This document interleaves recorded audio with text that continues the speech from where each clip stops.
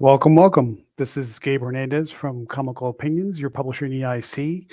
This is going to be the first video in a series of videos where we're going to take a look at creating a comic book script from character idea to plot, all the way through to hopefully a finished product. And then if the fates will allow, we're going to try and see if we can maybe collaborate with some artists and turn that script into a comic book. If not, we'll at least have a finished script, and you can see that what we went through to kind of get it across the finish line for something that, if you're following along with us and you're following the same example that we're doing for what we're doing, that maybe it's something that you want to try yourself and just at least get through that process of what it's like to actually create a comic book script and bring it to life that could be used for your own creations or your own ideas.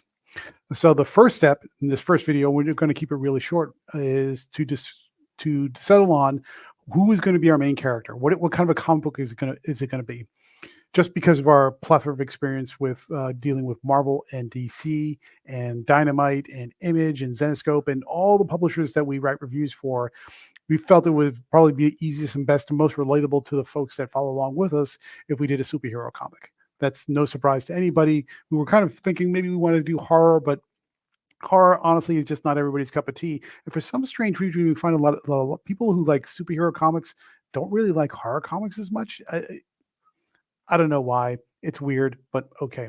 So when it comes to creating a superhero comic, we of course we didn't want to create something that was from an existing superhero that's already out there, like a Batman or a Spider-Man or somebody you might be familiar with. So we wanted to see, do we want to go from scratch, or do we want to go public domain, or do we want to try something a little bit in between? And for my money, I've always had an affinity for the really beginning golden age type of hero. And so the choice, and this is purely just my choice, you don't have to do it this way, was to go for a public domain character. And so we went through our good friends over at Wikipedia and Fandom and a bunch of other sources to look at the list of public domain characters that are available and just sort through them as far as power types, whether they're male or female, whether or not they have associations with known characters, all the things that you can think of. And honestly, I just settled on a character that A, had a cool name, B, had a power set that I'm kind of have a personal affinity for. In this case, it's a speedster. And C, whose background was kind of funky enough or kind of weird enough that you could play with it and come up with your own type of alternate version of a backstory. So who is it, and who's it going to be? Well, if you've been following me on Twitter, you already know, or at least you've already gotten a hint. And the character is Silver Streak. Now you say, well, wait, Silver Streak's been done by other people before. I think even I didn't find this out till after the fact. It just hadn't occurred to me, or just didn't remember it. That Dynamite had already done an updated version of Silver Streak, and that's fine. That's the beauty of public domain, is other people can do it, and that's okay. It's perfectly okay.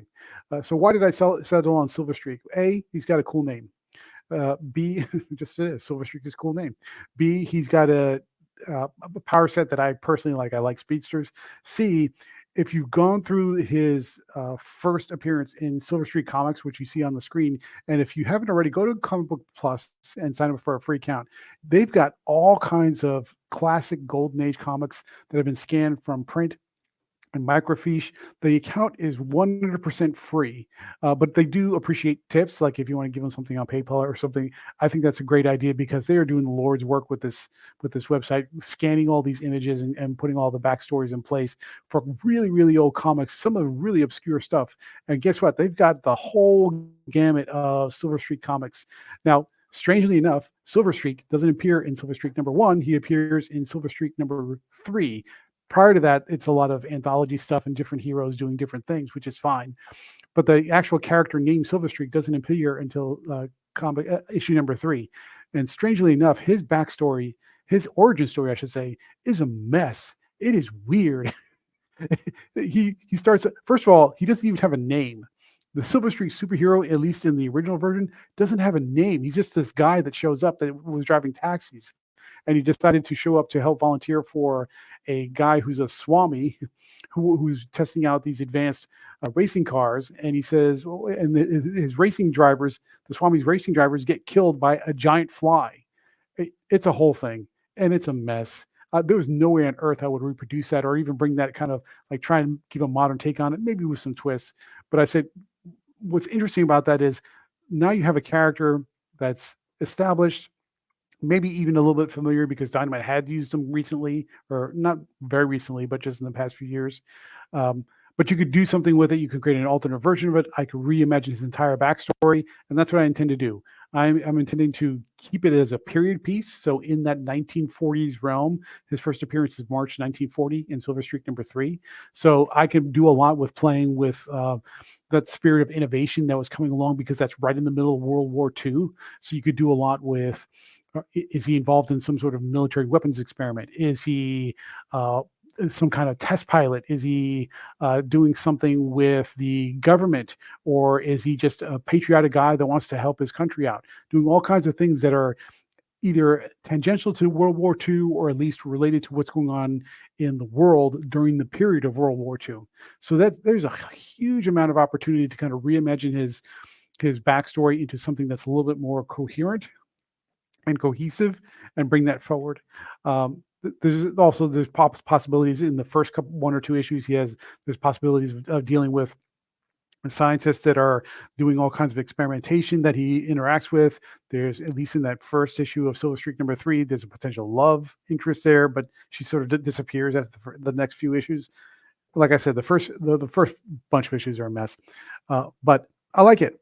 It just speaks to me, and it gives me a starting point without having to come up with something completely from scratch. But it's ambiguous enough that you can rework it into anything you want. And because it is public domain, that means I'm not beholden to rights and copyrights and doing all these other things to try and figure out what's the best take or the best fit that I'm allowed to do. The creativity field is wide open. So that's it. First video, we're just trying to keep it short, keep it brief, just to let you know that the first step is signaling on a main character. And for me, it's going to be Silver Streak from, from the Golden Age of Comics, which is March 1940. And that's it. The next video, we'll talk about that a little bit, is kind of building out his character profile and maybe even starting on his list of supporting characters. So what you can expect is that in the next video, we'll actually sit down and maybe sketch out some ideas, put them down on paper so that we can kind of refer to them as a sort of a brief character or Bible or a story Bible. And then that'll give us some ideas about what we're going to do for the plot for the first issue. So that's it. This is Gabe Hernandez from Comical Opinions, your publisher in EIC. Hopefully this is interesting. I'm happy to have you along on this journey. We're kind of starting off on a weird note, but I like weird. So this gives me the creative juices to get going. And that's it.